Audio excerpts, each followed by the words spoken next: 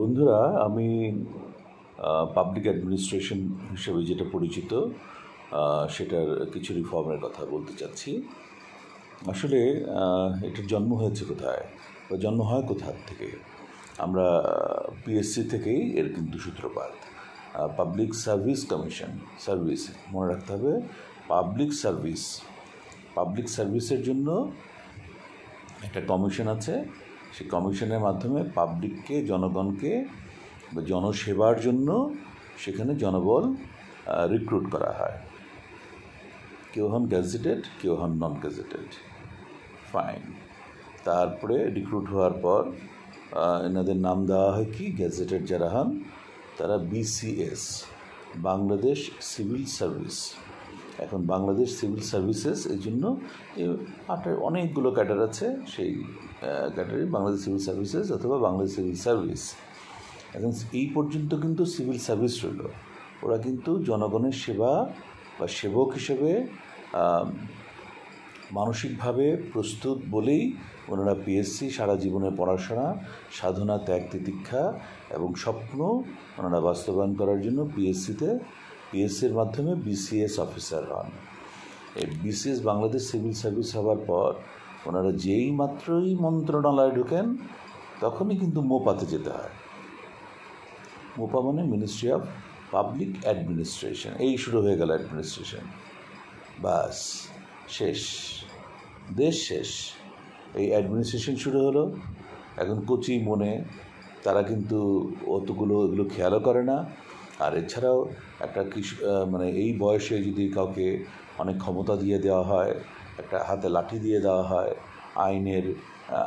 আইন দিয়ে তাদের হাতে অনেক ক্ষমতা, অনেক কিছু দিয়ে দেওয়া হয়, তখন কিন্তু সে আর ওই জনসেবার জন্যে ওই যে জন্য পিএসসিতে গেছে এবং করে বিসিএস হয়েছে, বাংলাদেশ সিভিল সার্ভিস, ওটা ভুলে যায়।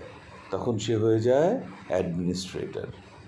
মিনিস্ট্রি অফ পাবলিক অ্যাডমিনিস্ট্রেশনের মাধ্যমে তখন জয়েন করে সে সারা বাংলাদেশের বিভিন্ন জায়গায় তারা ছড়িয়ে ছিটিয়ে যায়। একেবারেই নিচু পর্যায়ে যেটা আছে উপজেলা লেভেলে, সেখানে ওই ইউএনও সর্বোচ্চ পদ, এছাড়া তো তার আন্ডারে অনেকেই আছে, জয়েন করতে হয় একদম ইনিশিয়াল পোস্ট যেটা, এটা হলো ম্যাজিস্ট্রেট হিসেবে, উপজেলা ম্যাজিস্ট্রেট। তো এইখানে তাদের ক্ষমতাগুলো প্রয়োগ করার জন্য যেই বিধিমালা রয়েছে সেগুলোকে বেশ কিছু পরিবর্তন করতে হবে। কারণ এখানে তারা এই ক্ষমতা শব্দগুলোই ব্যবহার করা যাবে না। তারা এখানে ব্যবহার করতে হবে এরকমভাবে যে তাদের করণীয় বর্জনীয়। ক্ষমতা বলে কোনো কথা নাই, ক্ষমতা বলে ওখানে কোনো কথাই নেই। ওরা সেবক, সুতরাং সেবকদের বা সেবকরা কী করবেন সেই করণীয় এবং বর্জনীয় নিয়েই সেখানে কথাবার্তা থাকবে। অর্থাৎ ওনাদের কার্যপরিধির মধ্যে একটা ব্যাপক একটা পরিবর্তন আনতে হবে। এবং খুব সহজ, যেগুলো প্রশাসন আছে, ক্ষমতা আছে, এই ধরনের শব্দগুলোকে একদম বাদ দিয়ে দিতে হবে। আমরা জানি যে হিউম্যান রিসোর্সেস ম্যানেজমেন্ট, অর্থাৎ ম্যানেজ করতে হয়, ব্যবস্থাপনা, এই ব্যবস্থাপনা শব্দটাকে নিয়ে আসতে হবে।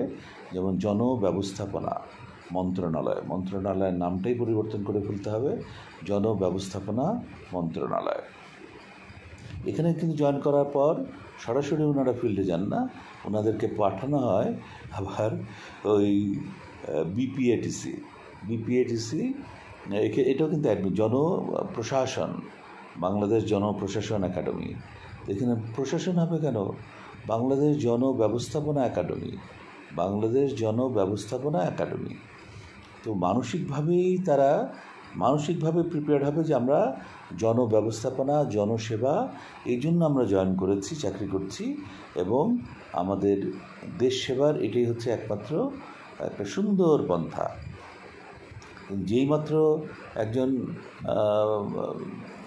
একজন ছেলে ঢুকলো, একজন মেয়ে ঢুকলো, পিএসসি পাবলিক সার্ভিস কমিশন দিয়ে বিসিএস হলো, বাংলাদেশ সিভিল সার্ভিসে ঢুকলো, সিভিল সার্ভিসেস ঢুকেই সে একটা প্রশাসক হয়ে গেল। প্রশাসন বিরাট ব্যাপার। এই যে সাইকোলজি তার পুরো ডিস্টর্টেড হয়ে গেল।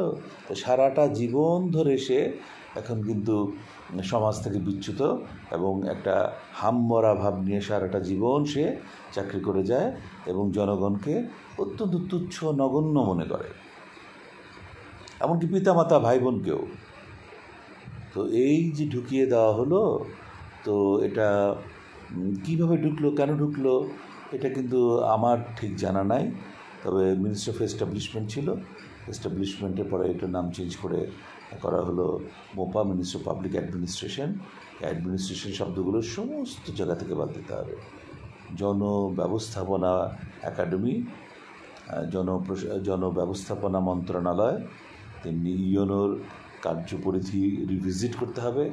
তাকে সকল মন্ত্রণালয়ের সব কিছুর উপরে তাকে বসিয়ে দিয়ে সব ধরনের কমিটির প্রধান সে হবে, সেটাও না। যেই নেচারের কাজ সেই নেচারের কমিটির প্রধান হবেন সেই ক্যাডারভুক্ত কর্মকর্তা, যিনি স্বাস্থ্যসেবার জন্য আছেন বা পশু সেবার জন্য আছেন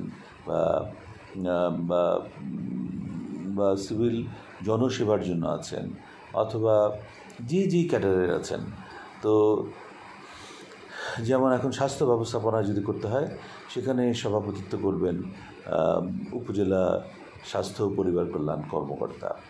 তো এইরকমভাবে যদি সবগুলো বিন্যাস করা হয়, ইউনোর উপরে যেমন চাপ কমে যাবে, তেমনি জনসেবাটা অনেক ব্যাপক হবে, অনেক জনসেবা অর্থে সত্যিকার অর্থেই মানুষ জনসেবা পাবে। এখন একটু উপরে আসি, হঠাৎ করে একটা নাম চেঞ্জ করে কে বা কারা কী অভিসন্ধি নিয়ে, অবশ্যই এটা খুব খারাপ অভিসন্ধি নিয়েই তারা করেছেন, যে ডিসি, ডেপুটি কালেক্টরে বাংলা করেছেন জেলা প্রশাসক, আবার ওই প্রশাসক। কত অদ্ভুত ওনারা জেলাকে প্রশাসন করেন। হ্যাঁ, জেলা ব্যবস্থাপনা যদি হতো, জেলা ব্যবস্থাপনা কর্মকর্তা বাংলায় করলে ভালো হতো। আর এই জেলা ব্যবস্থাপনা কর্মকর্তার দায়িত্ব কি? ও যে ডিসি, ডেপুটি কালেক্টর, উনি কালেক্টর, ট্যাক্স আদায় করবেন, ল্যান্ড ট্যাক্স, এই ট্যাক্স ওই ট্যাক্স, এগুলো সমস্ত কিছু করবেন। এইটাই তো ডেপুটি কালেক্টর। তো এইটা যদি উনি করেন, সাথে যদি জনব্যবস্থাপনা কর্মকর্তা, যিনি ডিসি হবেন, তার বাংলা হবে জনব্যবস্থাপনা কর্মকর্তা, জেলা জনব্যবস্থাপনা কর্মকর্তা। উনি খাজনা আদায় করবেন, ল্যান্ড ব্যবস্থা করবেন, ম্যানেজমেন্ট করবেন, এবং উনি কিছু ভাইটাল সেবামূলক কাজের সাথে সম্পৃক্ত থাকবেন এবং অত্যন্ত গুরুত্বপূর্ণ কিছু কমিটি উনি কোঅর্ডিনেটর হবেন। তাহলে ওনার কাজের পরিধি যেমন কমে গেল, লোড কমে যাবে, সুষ্ঠুভাবে একটু সময় নিয়ে চিন্তাভাবনা করে যে কোনো সিদ্ধান্ত নিতে পারবেন এবং জনগণের সাথে সত্যিকার অর্থে একটা সংযোগ স্থাপন করতে পারবেন। একই রকমভাবে আমি অন্যান্য অফিসগুলোর কথাও বলতে চাই, যেখানেই প্রশাসন শব্দগুলো আছে সেখানেই ব্যবস্থাপনা করতে হবে। যেমন প্রশাসনিক কর্মকর্তা হবে কি, আবার ব্যবস্থাপনা কর্মকর্তা, এগুলো আমরা সব চেঞ্জ করতে হবে। মানসিকতা এগুলো চেঞ্জ করলে 10 বছর পরে দেখা যাবে ওই আমি প্রশাসন আমি ছড়ি ঘুরাবো আর সবাই আমার আন্ডারে থাকবে, আমাকে দেখলে সালাম দেবে আর স্যার করে ডাকবে, এই সাইকোলজিটাই চলে যাবে। একটা সুন্দর বন্ধুত্বপূর্ণ সম্পর্ক হবে দেশবাসীর সাথে। এই জনব্যবস্থাপনা কর্মকর্তা যারা আছেন, এন্টায়ার গভর্নমেন্ট, আমি বলতে চাই এন্টায়ার সরকারের একটা বন্ধুসুলভ একটা সম্পর্ক গড়ে উঠবে জনগণের সাথে, তাহলেই না দেশের উন্নতি হবে। ঠিক একই রকমভাবে আপনি উপরে যান, ডিভিশনাল কমিশনার, তার দায়িত্ব কমিয়ে আনেন, তার কার্যপরিধি ভিন্ন করে দেন, জনসেবামূলক কাজে বেশি করে সম্পৃক্ত করেন। এভাবেই করতে হবে। এবং যেহেতু সবাই বিসিএস পরীক্ষা দিয়ে আসে, সুতরাং এই ধরনের কাজগুলো বিসিএস অ্যাডমিনিস্ট্রেশন বলে কোনো কথা থাকবে না। বিসিএস ব্যবস্থাপনা, বিসিএস ম্যানেজমেন্ট সারা দুনিয়া গত 40 বছর ধরে ম্যানেজমেন্টে চলে গেছে। বাংলাদেশে ইউনিভার্সিটিতে ডিপার্টমেন্ট আছে, department of human resources management, সবাই MBA করছে ম্যানেজমেন্টের উপরে।